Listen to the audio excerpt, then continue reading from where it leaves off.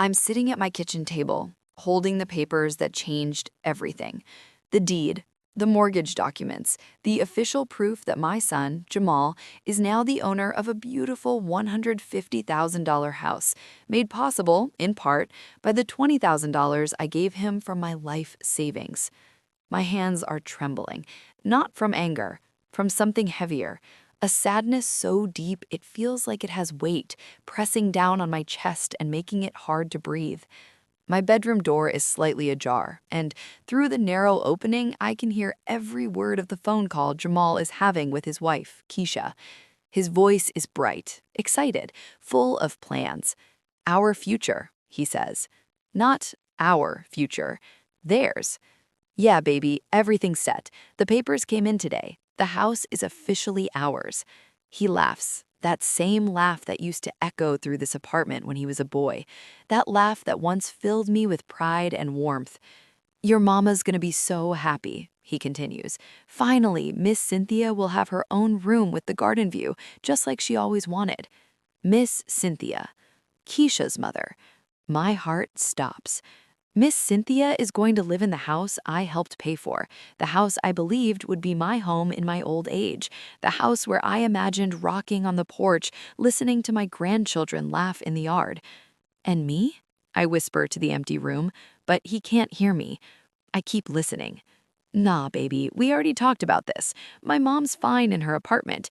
You know how she is, always finding something to fuss about. It'll be more peaceful this way. For us, for the kids, for your mom. A real family. A real family. The words pierce me like ice. I, who sold my mother's jewelry to help with that down payment. I, who counted every dollar for 25 years as a secretary, skipping vacations and luxuries so I could have something saved. I, who raised him alone after his father walked away. I am not part of the real family. 6 months ago, Jamal sat at this very table with that same puppy dog expression he's used since childhood. Mama, I found the perfect house. 3 bedrooms, a yard for the kids, a good neighborhood.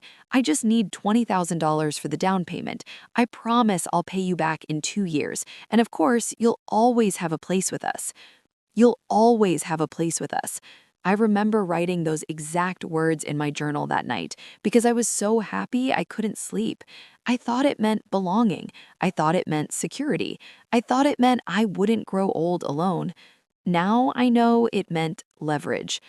Keisha's voice cuts in through the phone. Did you tell your mom about the plans? What plans? He asks, though they both know.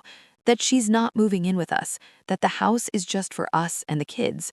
My mom needs her peace, and we both know your mom can be hard to live with. Hard to live with? I am 69 years old. I have lived quietly, carefully, without asking much from anyone.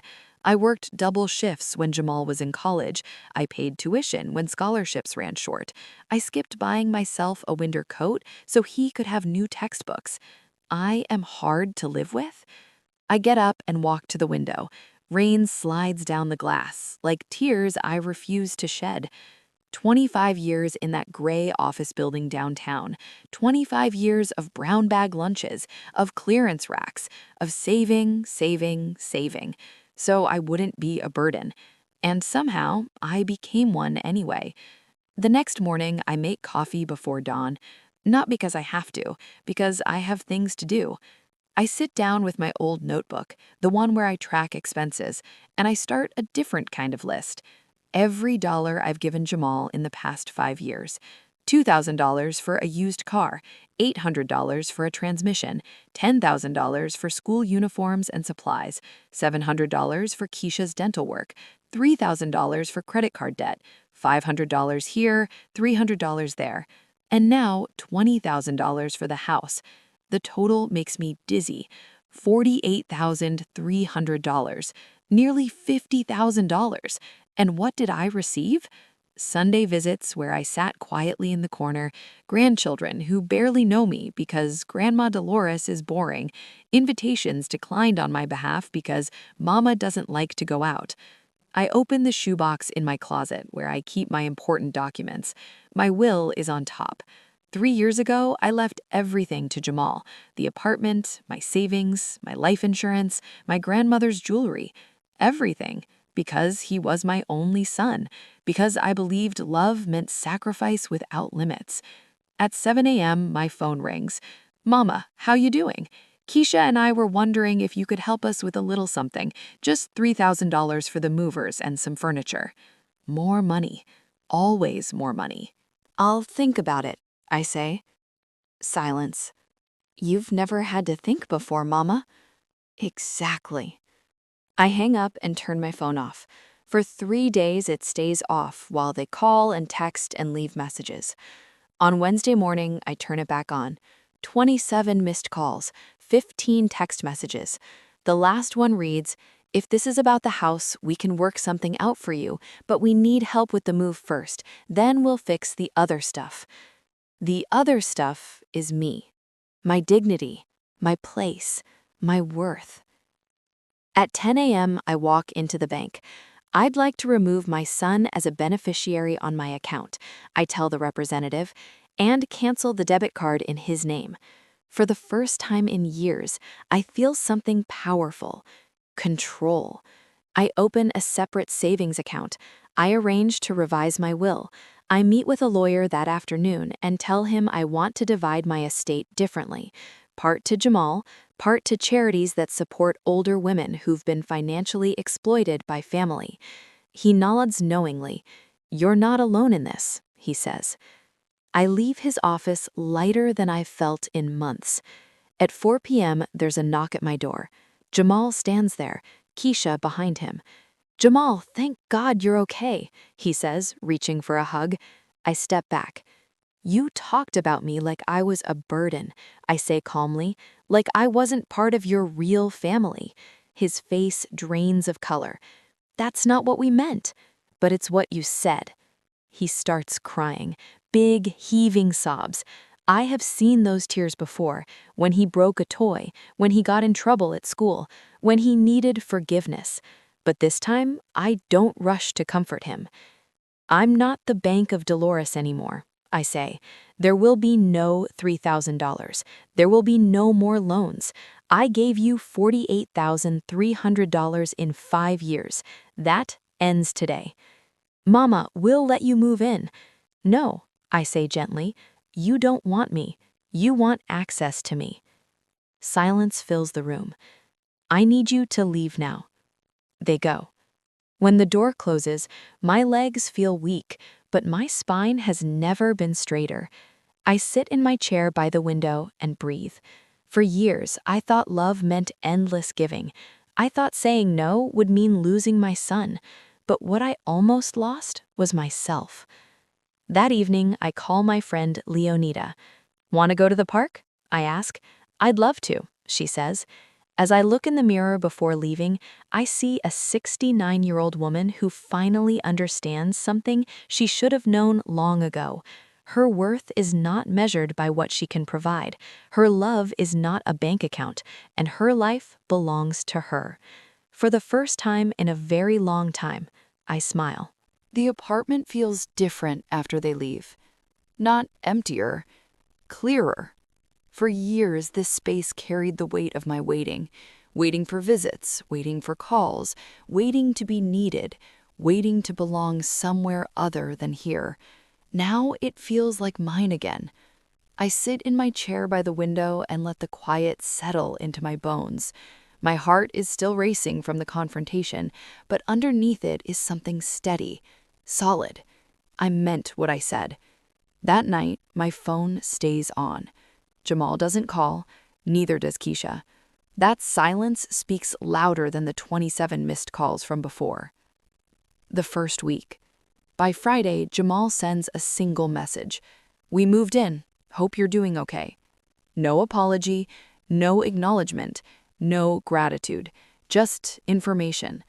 I stare at the message for a long time. We moved in. He doesn't say, "We couldn't have done it without you." He doesn't say, "I'm sorry." He doesn't say, "Mama, I miss you." Just logistics. I type back carefully. "I'm glad the move went smoothly. I wish you peace in your new home." And I put my phone down. No offer of money, no invitation to visit, no reopening of the door he shut. The lawyer's office 1 week later. Attorney Carter slides the revised draft of my will across the desk. This version leaves 40% to your son, he explains, and the rest distributed among 3 nonprofit organizations that support senior women facing financial exploitation or housing insecurity. I nod. It feels right. You also requested a clause stating that any inheritance he receives is contingent upon maintaining consistent contact and documented care in case of medical need. Yes, I say quietly. It sounds clinical, cold even. But what is colder, that clause, or a son who plans his mother's exclusion over dinner? Would you like to proceed with this version? He asks. I take a breath. Yes. As I sign my name, my hand does not shake. The house visit. 2 weeks later, Jamal calls. His voice sounds tired. Mama, do you want to come see the house? There's something in his tone now, not entitlement, uncertainty. I pause. Yes, I say, I would. He comes to pick me up on Saturday. The ride is quiet. He keeps glancing at me like I might disappear. When we pull up, the house is beautiful. White siding, blue shutters, a small porch swing, children's bikes already leaning against the garage. For a brief moment, pride swells in my chest. My son owns this. Then reality returns. Inside, Keisha greets me politely. Too politely. Miss Cynthia emerges from what I instantly recognize as the master guest room, the one with the large bay window overlooking the garden. She smiles. Oh, you must be Dolores. We've heard so much about you. I hold her gaze. I'm sure you have. Jamal shows me around. The kitchen is spacious, the living room bright, the children's rooms cheerful. And this, he says carefully, opening a small door near the hallway, would have been your room. Would have. It's the smallest room in the house. No window facing the garden, just a narrow side view of the fence. It doesn't hurt the way I expect it to, because I no longer want it. It's nice, I say calmly. Keisha shifts uncomfortably. Mama, I didn't come here to argue, I interrupt gently. I came to see what my sacrifice helped build. The word hangs in the air. Sacrifice. No one corrects it. The conversation in the kitchen. While the children play outside and Miss Cynthia watches television, Jamal and I stand alone in the kitchen. I messed up, he says finally. Yes, I reply. He looks surprised that I don't soften it. I guess I thought you'd always understand. I always did understand. That was the problem. He swallows. I never meant to make you feel like you weren't family. But you did. Silence. You made decisions about my life without me. You budgeted me out like an unnecessary expense. That's not... It is. My voice stays calm. I raised you to be responsible, independent, strong. Somewhere along the way, I forgot to teach you that I am not a resource. I am a person. His eyes fill with tears again, but this time I don't feel manipulated. I feel sad for both of us. I don't need to live here. I don't even want to anymore. What I need is respect. He nods slowly. I can try. Trying is a start. 3 months later. Change is not dramatic. It's small. Jamal starts calling once a week. Not for money, just to talk. At first, the conversations are awkward, forced, but they're real. One Sunday, he invites me to dinner. Not because they need something, just because. I go. I bring a pie. I do not pay for the meal. When the check comes at a restaurant weeks later, Jamal reaches for it without looking at me. That small gesture nearly makes me cry. The boundary is tested. 4 months after the confrontation, Jamal calls again. Mama, I need advice. Not money, advice. I sit straighter. About what? He hesitates. I think I've been selfish. Not just with you, with Keisha too. I've been so focused on what I need. Growth is uncomfortable to witness. I can't fix that for you, I say gently, but I can tell you this. Relationships are not transactions, not with your wife, not with your children, and not with me. He is quiet. I'm learning, he says. I hope so. The park bench. One afternoon, months later, I sit on my favorite bench at the park with Leonida. You look different, she says. How? Lighter. I think about that. I still love my son. That never changed, but I no longer love him at my own expense. I stopped measuring my worth by how useful I am. Leonida smiles. That'll change a woman. 1 year later. On my 70th birthday, there's a knock at my door. Jamal stands there with the kids holding a cake, not asking for anything, not needing anything, just present. We wanted to celebrate you, he says. Celebrate me. The words feel new. Inside, as we cut the cake, DeAndre hugs me tight. Grandma, Dad says you're strong. I glance at Jamal. He holds my eyes. I should have said it sooner, he admits quietly. You deserved better. Yes, I did. There's no bitterness in my voice now, just truth. Final reflection. That night after they leave, I sit by the window again. Rain taps softly against the glass, the same window where I once felt abandoned. The difference is not the weather, it's me. I didn't lose my son. I found myself, and that changed everything. I am still a mother, still loving, still generous, but I am no longer invisible. I am no longer an endless well. I am a woman who learned, even at 69, that boundaries do not destroy love. They define it. And for the first time in my life, my love includes me.